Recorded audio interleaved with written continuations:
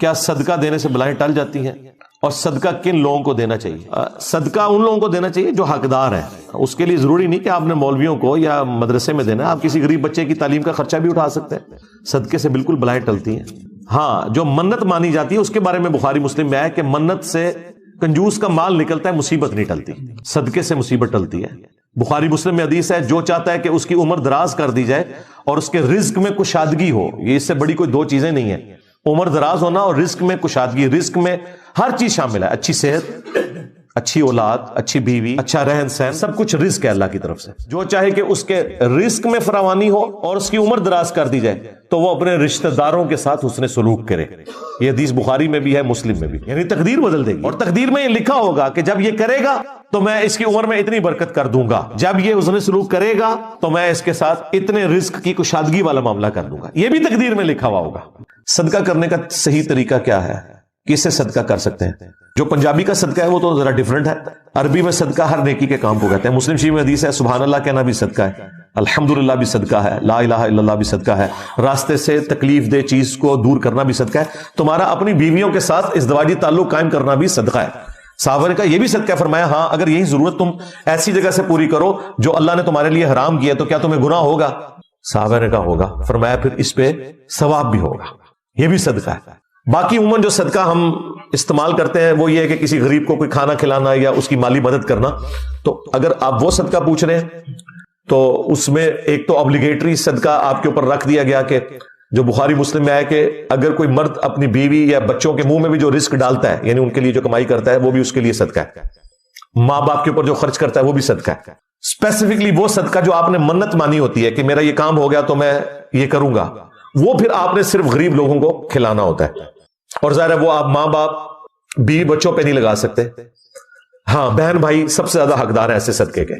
زکوٰۃ کے بھی سب سے زیادہ حقدار بہن بھائی ہیں، اس کے بعد باقی رشتہ دار ہیں. صدقہ فطر بھی سب سے پہلے بہن بھائیوں کو دیں، اور اس کی جو بھی فارم آپ بہتر سمجھتے ہیں، رقم کی شکل میں ہو، راشن کی شکل میں ہو، کپڑوں کی شکل میں ہو، کسی بچے کی فیس کی شکل میں ہو، کسی کو موٹر بائک لے کے دے دیں. جو بھی آپ کرنا چاہتے ہیں وہ آپ کی اپنی مرضی ہے. مسئلہ 95A میں نے صدقے کے اوپر تفصیل ریکارڈ کروایا تھا، اور 95B مسئلہ زکوٰۃ کے 70 قدیم اور جدید فقہی احکام و مسائل پہ ہے. صدقہ فطر کے بارے میں رہنمائی فرما دیں. صدقہ فطر کے بارے میں نے تفصیلی ویڈیو بھی ریکارڈ کرائی ہوئی ہے. دیکھیں، یہ ایک سا آپ نے دینا ہوتا ہے اناج. صدقہ فطر بخاری مسلم میں آیا ہے کہ نبی علیہ السلام نے صدقہ فطر ایک سا مقرر کیا تھا. اناج جو کی شکل میں، گندم کی شکل میں، کھجور کی شکل میں، پنیر کی شکل میں، کشمش کی شکل میں، یہ ساری چیزیں بخاری مسلم میں آئی ہیں.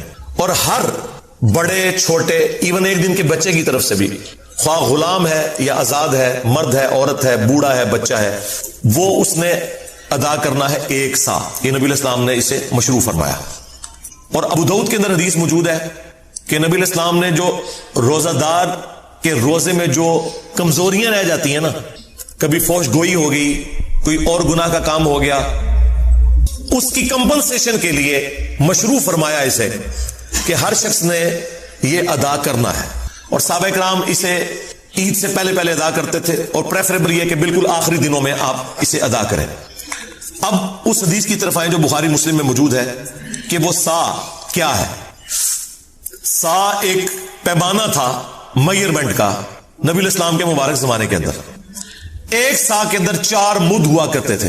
جس طرح ہمارے زمانے میں 1 کلو گرام کے اندر 4 پاؤ ہوتے ہیں.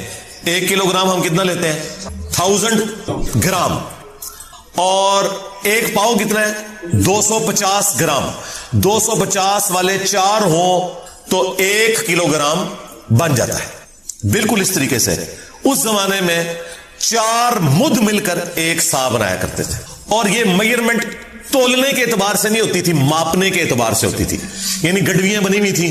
جس طرح ہم بھی بچپن میں کبھی محلے میں وہ بیر بیچنے آتا تھا تو وہ گڈویاں بھر کے نا وہ دیتے ہوتے تھے. آج کل تو تول کے ہوتے ہیں نا، گڈویوں کے ذریعے ہوتے تھے. ابھی بھی گڈویوں والا ہے ماپنے والا. دودھ کے کیس میں 1 لیٹر کا ہم نے پیمانہ رکھا ہوا ہے. 1 لیٹر کے اندر 1000 ملی لیٹر ہوتے ہیں. لیکن ہم غلط العام میں پتا اسے کیا کہتے ہیں؟ 1 کلو دودھ دے دو. حالانکہ اگر آپ 1 کلو دودھ لے رہے ہیں تو وہ 1 لیٹر دودھ سے کم ہوگا، کیونکہ دودھ کا وزن پانی سے زیادہ ہوتا ہے.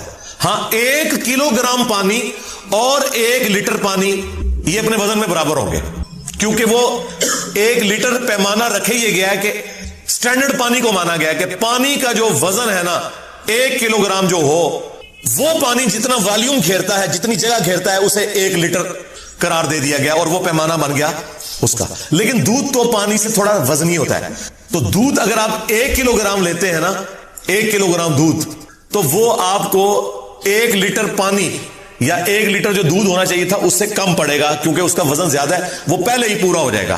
ٹھیک ہو گیا؟ یہ میں نے آپ کو کلیریفائی کر دیا. اچھا اب آ جائیں اس طرف. تو اب عرب ملکوں کے اندر تو یہ آرٹ ظاہر ہے، وہ عرب کے لوگ پھر اپنی اس ڈکشنری کو ٹرانسفر کر کے باقی لوگوں کو بتاتے ہیں. یہ پیمانے تو ان کے تھے. تو اس میں جو سعودی عرب کی فتویٰ کمیٹی ہے نا، اس نے باقاعدہ اس کی کیلکولیشن کی ہے 2600 گرام.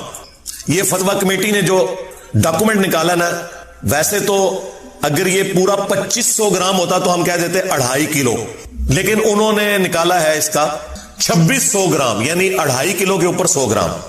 ایک کیلکولیشن یہ چل رہی ہے. ایک اور کیلکولیشن ہے جس میں ذرا پرانے زمانے کی ہے، وہ کنورژن کرتے ہیں نا، 2750 گرام بن رہا ہے، یعنی 2.25 کلو. اور ایک تیسری کیلکولیشن میں 2400 گرام بن رہا ہے، جس میں 1 مد 600 گرام کے برابر ہے، تو وہ 4 مد ایک ساتھ مل کے 2400. تو یہ 3 یعنی چل رہے ہیں 2400 گرام، 2600 گرام، 2750 گرام. یہ 2750 جو ہے یہ سیف سائڈ کے اوپر ہے، یہ 2.25 کلو ہے. ٹھیک ہے، تو 2750 گرام یعنی کہ 2.25 کلو یہ اپروپریٹ ہے. ایک سا 2750 گرام 2.25 کلو. اور اگر زیادہ احتیاط آپ نے کرنی ہے، راؤنڈ آف کر لیں، 3 کلو ہی دے دیں. 3 کلو کھجور بھی دے سکتے ہیں، ظاہر ہے وہ تو مہنگی پڑے گی، 600 روپے کلو کھجور آلموسٹ ہے 1800. آٹا کتنا کلو چل رہا ہے جی؟ 150. تو اگر آٹا لیں گے 300 تو 450 روپے بن جائے گا. ٹھیک ہے. کشمش لیں گے تو ہزاروں میں بنے گی، پنیر لیں گے ہزاروں میں بنے گی. اچھا یہ سب پھر وہ آپ نے 2.25 کلو یا 3 کلو سب کے لیے وزن ایک ہی ہے، ایک سا، کیونکہ بخاری مسلم میں ہے کہ ایک سا دیتے تھے اناج، اور پھر ساتھ یہ ہے کشمش، پنیر، کھجور، گندم، جو اناج ہے وہ سارے کا سارا اس میں آتا ہے. وزن وہی رہے گا 2.25 کلو یا راؤنڈ آف کر کے 3 کلو. اور یہ جو میں آپ کو یہ فگر بتا رہا ہوں یہ سنی اور شیعہ کے ہاں کامن ہے. ہاں مسلم شریف میں آتا ہے کہ حضرت معاویہ رضی اللہ تعالیٰ عنہ نے جہاں اور کئی معاملات کے اندر سنت میں اپنی رائے کو داخل کیا، اس میں بھی داخل کر دیا تھا. انہوں نے کہا تھا کہ جی ہمارے والی جو گندم ہے وہ اعلیٰ کوالٹی کی ہے، لہٰذا ہم آدھی گندم دیا کریں گے. تو ابو سعید خدری اس پہ ناراض ہوئے. انہوں نے کہا کہ میں جو چیز رسول اللہ سے سن چکا ہوں اور آپ کے حکم پہ عمل کر چکا ہوں، میں تو مرتے دم تک ایک سا ہی دیا کروں گا صدقہ فطر. تو شکر الحمدللہ مامو پارٹی بھی ایک سا ہی دیتی ہے آج. ہاں وہ مامو کے مطابق نہیں چل رہے بلکہ بخاری مسلم کے مطابق چل رہے ہیں. تو وہ آپ نے نصف سا نہیں کرنا کہ جی وہ والی گندم سستی ہے تو وہ والی مہنگی ہے. گندم جو آپ کھاتے ہیں وہ. اب اگر کوئی یورپ اور امریکہ میں ہے نا جناب، تو اس نے یورپ اور امریکہ کے ریٹ کے اوپر کرنا ہے. تقسیم بے شک پاکستان میں کرے، لیکن کھارا تو وہاں سے ہے نا. یہ تو نہیں ہو سکتا کہ کھارا وہاں ہے اور کیلکولیشن یہاں کی نکالے گا وہ، نہ اس طرح نہیں ہو سکتا. ہاں قربانی کے جانور والا معاملہ ایک الگ ہے، وہ بھلے وہاں خریدے یا یہاں خریدے، وہ تو جانور پورا آپ نے لے لیا نا یا حصہ ڈال دیا، اور وہاں تو وہ پھر اس طرح کرنے بھی دیتے. لیکن یہ تو آپ نے جو خود کھاتے ہیں نا، وہ آپ نے 2.25 کلو سیف سائڈ پہ رہتے ہوئے 3 کلو اناج آپ نے دینا ہے. تو اگر آپ آٹے کے مطابق کیلکولیشن کر لیں، اچھا یہ آٹا بھی 150 روپے کلو اس کے لیے جو 150 والا آٹا، اگر کوئی دیسی آٹا لے رہا ہے اور وہ اوپر ہے تھوڑا سا تو وہ اس اعتبار سے زیادہ ریٹ لگائے گا. ہاں دیسی کا ہے 150 ہے، چلے ٹھیک ہے. پھر سفید آٹا تو اس سے سستا ہوگا، ہاں تو 450 ہے 3 کلو کا، تو ٹھیک ہے 450 آپ کر لیں. اور اگر آپ افورڈ کر سکتے ہیں تو راؤنڈ آف کر کے 500 دیں، زیادہ دینے میں کوئی گناہ نہیں ہے، کم میں مسئلہ ہے. اور یہ آپ کے روزے کے اندر جو کمزوریاں ہیں نا ان کا کفارہ بنے گا، یہ ذہن میں رکھیے گا. اس کے بغیر آپ کے روزے قبول نہیں ہوں گے، ان کی کمزوریاں کمپنسیٹ نہیں ہوں گی. اور اگر اس دن بھی کوئی بچہ آپ کے گھر پیدا ہوا ہے نا، اگرچہ اس نے روزہ رکھنا ہے یا نہیں رکھنا، جو بچے روزہ رکھنے والے ہیں نہیں رکھنے والے، بوڑھے رکھنے والے نہیں رکھنے والے، ہر ایک کی طرف سے گھر کے سربراہ نے وہ دینا ہے. ہاں یہ ذہن میں رکھیے گا. اس میں کوئی روزہ رکھتا ہے یا نہیں رکھتا، ہاں جو بندہ افورڈ نہیں کر سکتا اس کے لیے کوئی نصاب نہیں ہے زکات والا کہ ایک بندہ کہ میں امیر ہوں گا تو ہی میں دوں گا. نہیں، ایک عام آدمی بھی دے گا. عام آدمی جو 2 وقت کی روٹی اپنی چلا رہا ہے اس کے لیے ایک صدقہ فطر کے برابر اللہ کی راہ میں خرچ کرنا کوئی مشکل نہیں، وہ دے گا. کس کو دے گا؟ اپنے سے زیادہ غریب لوگوں کو دے گا. اس میں جو امام شافعی نے تھوڑا سا غلو کیا اور اہل حدیث بھی حنفیوں کی ٹسل میں اس طرف چل پڑے کہ چونکہ احادیث کے اندر اناج آیا لہٰذا اس کے ایکویلنٹ پیسے نہیں نکالے جا سکتے. آپ کو پتا ہے یہ بات؟ اہل حدیث کہتے ہیں کہ اگر کسی نے 2.5 کلو یا 2.25 یا 3 کلو اناج کے پیسے دے دیے تو اس کا صدقہ فطر ادا نہیں ہوگا. حنفی کہتے ہیں نہیں، پیسے بھی دے سکتے ہیں اور آپ اناج بھی دے سکتے ہیں. میرا موقف امام حنیفہ کے ساتھ ہے. یہ جو اہل حدیث نے مسئلہ کھڑا کیا اور امام شافعی سے مستعار لیا حنفیوں کی ٹسل میں، یہ بالکل باطل ہے. مجھے بتائیں، اب جتنی آبادی ہو چکی ہوئی ہے، اگر آپ اسے راشن میں ٹرانسلیٹ کرنا شروع کر دیں پھر تو مدرسوں اور مسجدوں کے باہر لا کے بڑی بڑے ٹرک اور کنٹینر کھڑے کرنے پڑیں گے. یہ پاسبل ہے آج کے دور کے اندر؟ اور پھر جن مولویوں کو آپ مسجد میں جاتے ہوئے پیسے دے رہے ہیں ان سے پوچھیں کہ یار تم نے اتنا جو یہ اکٹھا کیا ہے پیسہ، بعد میں راشن لیتے ہو پھر اس کا؟ ہو سکتا ہے آپ کو کہتے ہیں ہم لیتے ہیں لیکن لیتے کوئی نہیں ہوں گے. کون لے گا یار؟ لاکھوں روپے کے تو انہیں بڑے بڑے کنٹینر گندم کے اور وہ آٹے کے لینے پڑیں گے اور بوریاں، پھر اس کو تقسیم کرنے کا تکلف کون اٹھائے گا؟ اور یہ آٹا اتنا نہیں ہے کہ یہ خود کھا لے، کتنا کھائیں گے؟ یہ تو سینکڑوں سال تک کھاتے رہے تو جتنا انہوں نے اکٹھا کیا ختم نہیں ہونا. اور بس وہ پیسے لگا رہے ہیں اپنی گاڑیوں کے پیٹرول کے اوپر اور اپنے گھر کے بجلی کے بلوں کے اوپر. تسی خوش ہو، صدقہ فطر ادا کرتا ہے، تسی اور دے رہا وہ خوش. تو یہ باطل مسئلہ ہے اور اس میں میں علمی ان کو اینٹی وینم اور الزامی جواب دیتا ہوں کہ زکوٰۃ جو ہے وہ آپ کی دولت کا 40واں حصہ ہوتا ہے. آپ نے ہر سال نکالنی ہے 2.5%. تو مجھے بتائیں، کیا ہم سونے کی زکوٰۃ جب نکالتے ہیں تو اس سونے کو توڑوا کے اس کا 40واں حصہ دیتے ہیں یا اس کے برابر کرنسی دیتے ہیں اللہ کی بارگاہ میں؟ کرنسی. ادھر کبھی کسی اہل حدیث نے نہیں کہا کہ جی نہیں، وہ سونے کے بدلے سونا ہی دینا ہوتا ہے کیونکہ زکوٰۃ تو سونے کے اوپر ہے اور سونا نکالنا ہے، چاندی کے بدلے چاندی نکالنی ہے. وہاں تو کوئی نہیں کہتا. وہ کیا کہتے ہیں؟ جی ایکویلنٹ ہی ہے جی اس کے. ہاں ایکویلنٹ ہی ہے اس کے. تو یہ بھی ایکویلنٹ ہے. ایک غریب آدمی کو آپ راشن ڈلوا دیں، ایک غریب آدمی کو راشن کے پیسے دے دیں، یہ ایکویلنٹ ہے صدقہ فطر کے بھی. اور اس طریقے سے قرآن میں جو ہے کہ روزہ چھوڑنے کا جو فدیہ آپ نے دینا ہے، ایک وقت کا ہی کھانا ہے. وہاں پہ میں حنفیوں کے ساتھ نہیں ہوں. حنفی کہتے ہیں 2 وقت کا کھانا ہے، خود سے انہوں نے دین میں داخل کیا ہے. وہاں اہل حدیث کا موقف ٹھیک ہے. دیکھیں ہم تو بیلنس چلتے ہیں، جس کی جو بات درست ہے اس کو صحیح کہتے ہیں. کہ قرآن میں جب آیا نا کہ آپ نے روزے کے بدلے فدیہ دینا ہے تو قرآن کو کوئی آر نہیں تھی یہ کہنے میں کہ 2 وقت کا کھانا. آج کل تو بھائی 3 وقت کا کھانا ہے، ہم تو 3 وقت کھاتے ہیں عموماً. تو قرآن نے کہا کہ آپ نے مسکین کو فدیہ دینا ہے جو اوسطاً تم کھاتے ہو. تو اس کا مطلب ایک عام آدمی بھی، ایک گورا بھی پہلی دفعہ جب قرآن پڑھے گا نا تو اس کا مطلب یہی لے گا کہ ایک مسکین کو 1 وقت کا کھانا کھلانا ہے. حنفیوں کا 2 وقت کا کھلانا باطل ہے کیونکہ آج کل تو ہم 3 وقت کھا رہے ہیں. پھر ہر زمانے کا، ہر علاقے کا اپنا کلچر ہے. وہ بات ٹھیک ہے کہ ایک کھانے کے ایکویلنٹ، خواہ اسے کھانا کھلا دے مسکین کو، خواہ اسے اتنی رقم دے دے. اور یہی موقف تمام کفاروں کے لیے ہے. وہ 60 مسکینوں والا ہو، خواہ وہ 1 مسکین والا ہو، سب کا ایکویلنٹ یہ ہے کہ آپ پیسے بھی دے سکتے ہیں اور کھلا بھی سکتے ہیں. یہ آپ کی مرضی ہے. یہ اس کے اندر ٹالرنس موجود ہے. لہٰذا میں صدقہ فطر کے حوالے سے بالکل کلیئر ہوں. اگر آپ پیسے بھی دیتے ہیں کوئی ایشو نہیں ہے. اور جو لوگ زیادہ افورڈ کر سکتے ہیں وہ 3 کلو یا 3.25 کلو کشمش کی رقم کیلکولیٹ کرے. اب مجھے تو اس کی قیمت پتہ ہی نہیں کہ اس وقت کیا ہوگی کیونکہ ہم تو اس طرح یہ کوئی آئٹم نہیں ہے، یہ تو چھٹانک برابر لیا جاتا ہے، اتنا مہنگا ہے. تو وہ ہزاروں میں بن رہا ہوگا. پنیر، چلے پنیر کی تو ہم کیلکولیشن کسی حد تک کر سکتے ہیں اس اعتبار سے کہ دیسی گھی کا کیا ریٹ چل رہا ہے جی آج کل؟ 3000 روپے کلو. تو 9000 روپیہ ہوگا اگر آپ دیسی گھی بھی دے سکتے ہیں. یہ بھی ساری مصنوعات ہیں جو آپ کے کامن یوز میں ہے. تو کسی کو زیادہ شوق ہے خرچ کرنے کا اور اسی مد میں تو 9000 روپیہ ایک گھر کے فرد کی طرف سے بے شک دیں.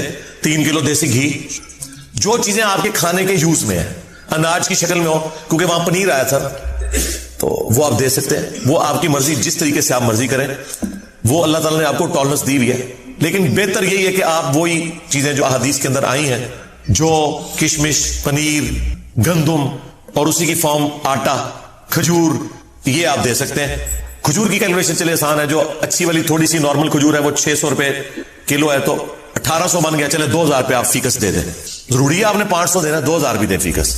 اور ہر گھر کے ہر فرد کی طرف سے آپ نے دینا ہے.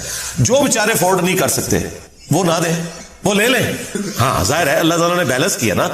زکوٰۃ دینے والے جبھی اپنی زکوٰۃ دیں گے جب کوئی لینے والا بھی موجود ہوگا. ہاں تو وہ لے لیں اگر نہیں دے سکتے. لیکن اگر وہ افورڈ کر سکتے ہیں تو وہ اپنے سے غریب لوگوں کو دیکھیں. دنیا میں ہر غریب آدمی سے نیچے بھی کوئی غریب آدمی موجود ہوتا ہے، صرف آپ کو نظر نہیں آ رہا ہوتا کیونکہ آپ نے چشمہ اپنا لگایا ہوتا ہے. اس لیے مسلم شریف میں حدیث ہے، نبی علیہ السلام نے فرمایا ہمیشہ اپنے سے نیچے والے لوگوں کو دیکھو، یوں تمہیں اللہ کی نعمتوں کے اوپر قناعت نصیب ہوگی، صبر آ جائے گا. اوپر نہ دیکھو، اوپر کا تو اینڈ ہی کوئی نہیں ہے. اچھا اوپر جہاں دیکھنا چاہیے وہاں اوپر دیکھتے ہی کوئی نہیں، اور وہ ہے آخرت کے معاملے میں.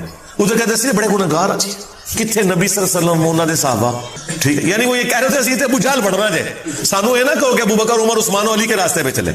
جہاں ہمیں کوشش کرنی چاہیے اعلیٰ درجے کی کہ ہم پیغمبروں کا پڑوس جنت میں حاصل کریں، وہاں کہتے ہیں اسی تے بڑے گنہگار، اور دنیاوی معاملات میں دوسری طرف چل پڑتے ہیں. یہ انسان اپنے آپ کو دھوکہ دے رہا ہوتا ہے، اس سے زیادہ کچھ نہیں ہے. اور نبی علیہ السلام نے بالکل اپوزٹ اس کی تعلیمات دی ہیں. بخاری مسلم میں حدیث ہے، اے اللہ محمد اور آل محمد کو بس اتنا ہی رزق دینا کہ ان کی روح اور جسم کا رشتہ برقرار رہے، بس سانسیں میری چلتی رہے، اتنا رزق کافی ہے. ہاں بخاری مسلم دونوں میں حدیث ہے. عائشہ سلام اللہ علیہا کہتی ہیں کہ بعض اوقات 1 مہینہ، بعض اوقات 2-3 مہینے بھی گزر جاتے تھے، ہمارے گھر چولہا نہیں جلتا تھا، 2 کالی چیزوں کھجور اور پانی کے اوپر گزارا ہوتا تھا، اور وہ بھی ٹنوں ٹن نہیں، 2 کھجوریں صبح 2 شام کے وقت، یہ ٹوٹل خوراک تھی. اور ایک میٹھا پانی کا پیالہ جو اس زمانے میں کئی میلوں سے پیدل بھر کے لانا پڑتا تھا، تکلیف دہ کام تھا، اس لیے پانی بھی کوئی تھوک کے صاف سے نہیں تھا جو آج آپ ٹوٹیاں کھول دیتے ہیں. پانی میٹھا بھی ایک ایشو تھا. یہ ٹوٹل ان کا ایک سرمایہ تھا.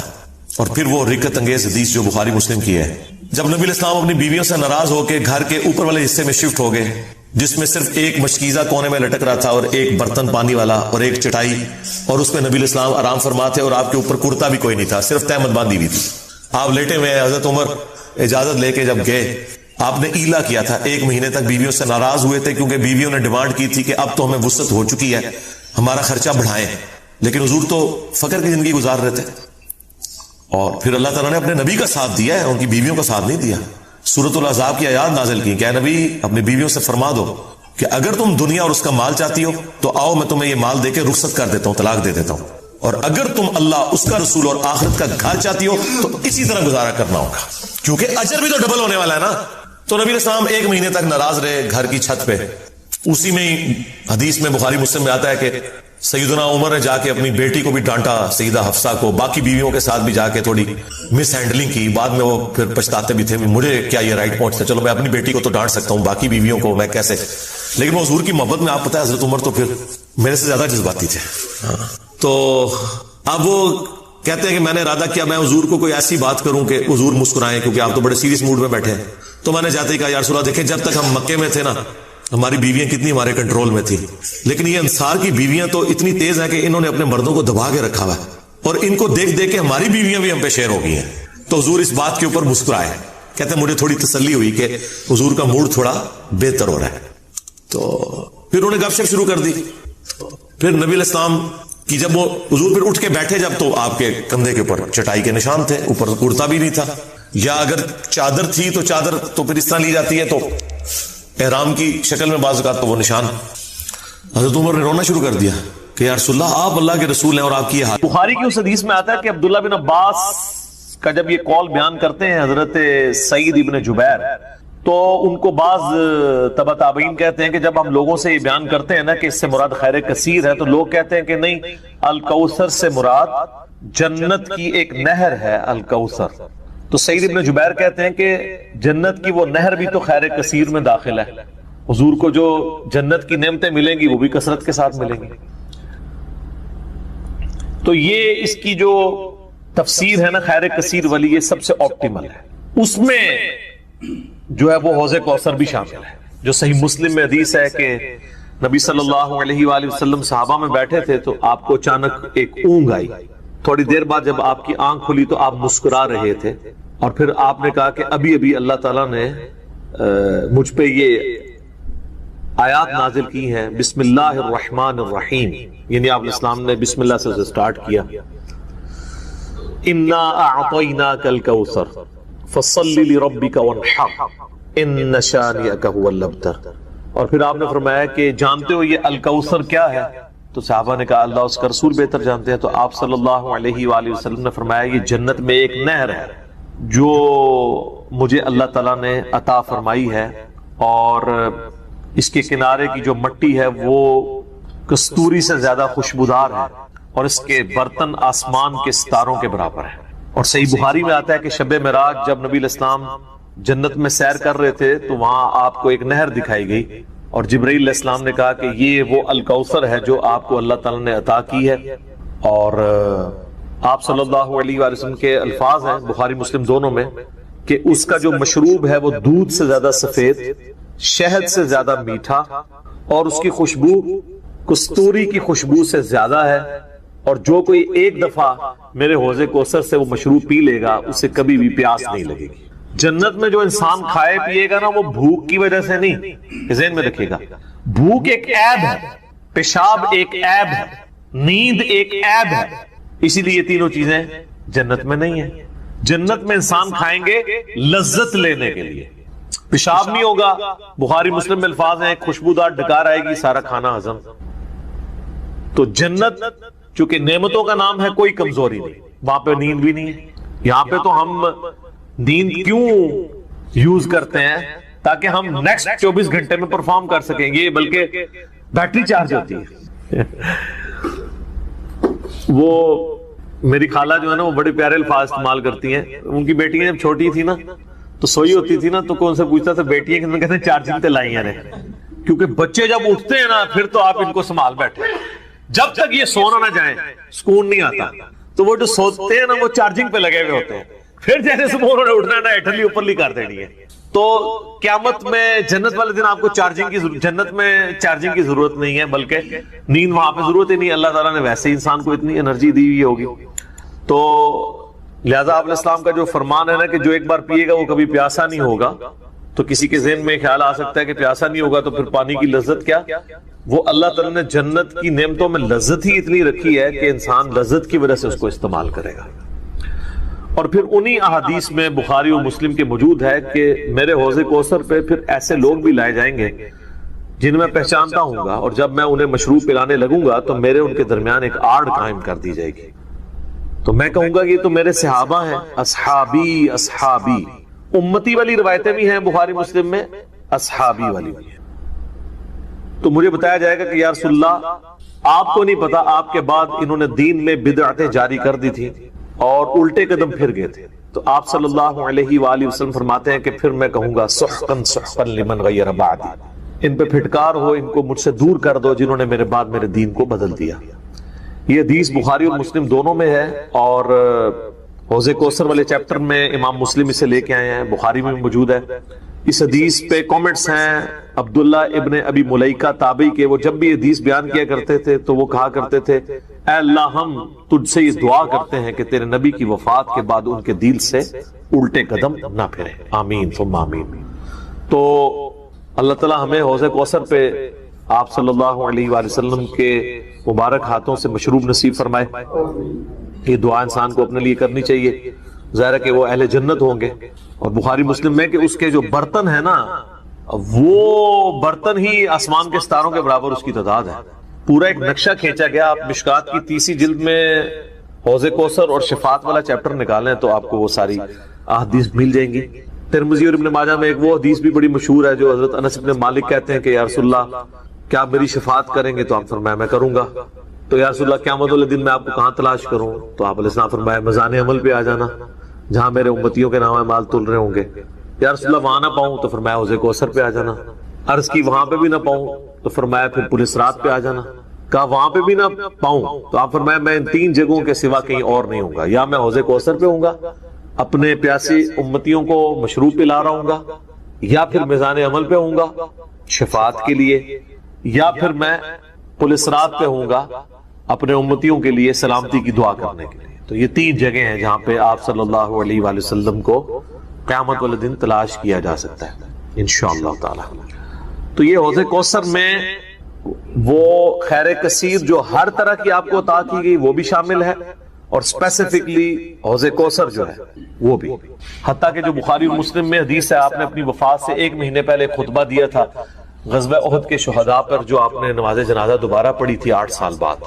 اس میں الفاظ ہیں آپ نے فرمایا کہ میرا منبر جو ہے وہ حوض کوثر پہ لگا ہوا ہے.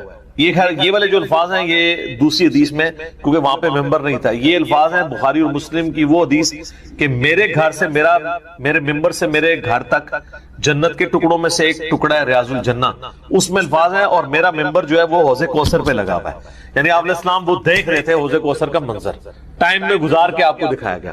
وہ جو بخاری مسلم کی وہ والی حدیث ہے عقبہ بن عامر والی، جو شہدائے احد پہ آپ نے 8 سال بعد جنازہ پڑھا اپنی وفات سے 1 مہینہ پہلے، اور عقبہ ابن عامر کے الفاظ ہیں یہ آخری دفعہ میں نے رسول اللہ کو ممبر پہ دیکھا، اس کے بعد میں نے آپ کو نہیں دیکھا.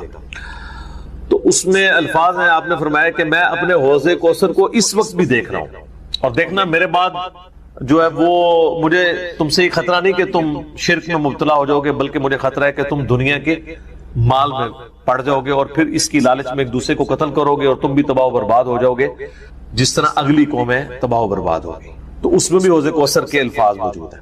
اور پھر میرے ایک کربلا والے ریسرچ پیپر میں بھی آپ کو پتہ ہے ایک حدیث ہے جو میں نے حوض کوثر کا ذکر اس حدیث کے اندر بھی موجود ہے.